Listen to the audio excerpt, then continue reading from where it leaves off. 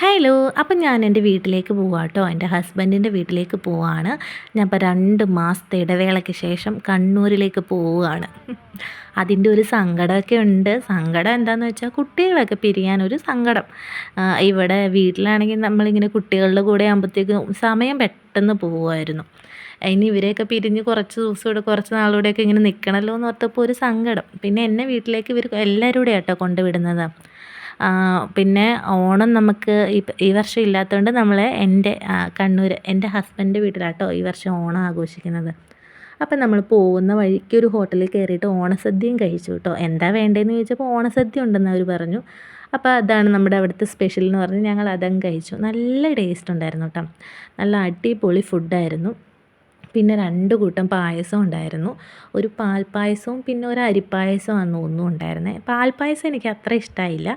എന്നാൽ അരിപ്പായസം നല്ല ടേസ്റ്റായിരുന്നു. പിന്നെ അതിൻ്റെ കൂടെ കുറച്ച് പഴവും പപ്പടമൊക്കെ ഇട്ട് ഞെരടി അങ്ങ് കഴിച്ചു. ആഹാ! എന്താ രുചിയെന്നറിയുമോ.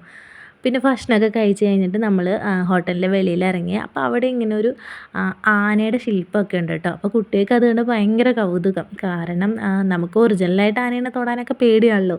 ഇത് കണ്ടപ്പോൾ അവർക്ക് ഭയങ്കര സന്തോഷമായി. അവരതിനെയൊക്കെ പിടിച്ച് തൊട്ടൊക്കെ നോക്കുകയും ഫോട്ടോയൊക്കെ എടുക്കുകയും ചെയ്തു കേട്ടോ. പിന്നെ നമ്മൾ ആലുവയിൽ വന്നു. ആലുവ റെയിൽവേ സ്റ്റേഷനിലൊക്കെ വന്നു. അത് കഴിഞ്ഞപ്പോഴത്തേക്കും ചുമ്മാ അവളുടെ ചേച്ചിയുടെ കുട്ടിയുടെ റീൽസൊക്കെ എടുത്ത് അവൾ നന്നായിട്ട് ഡാൻസ് കളിക്കുവേ. പിന്നെ നമ്മൾ ട്രെയിനിൽ കയറുമ്പോൾ കഴിക്കാനായിട്ട് കുറച്ച് നാരങ്ങാ മിഠായിയൊക്കെ മേടിച്ചു കേട്ടോ. ഞാൻ ഫസ്റ്റ് തന്നെ ഓറഞ്ച് കളർ നാരങ്ങാ മിഠായിയൊക്കെ എടുത്തങ്ങ് കഴിച്ചു. നല്ല ടേസ്റ്റ് ഉണ്ടായിരുന്നു. പിന്നെ അത് കുറേ ബിങ്കോ പാക്കറ്റൊക്കെ ആയിട്ടാണ് കയറിയത്. അതാണ് ആ ചവയ്ക്കുന്നത്.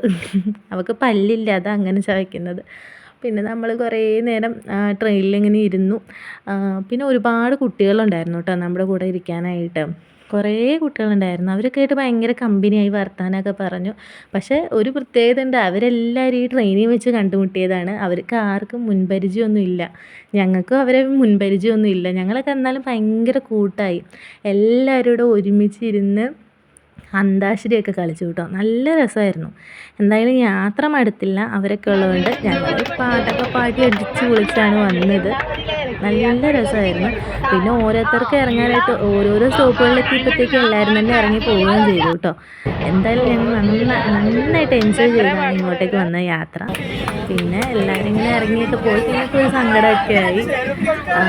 നല്ല യാത്രയായിരുന്നു എന്തായാലും. പിന്നെ നമ്മൾ കണ്ണൂർ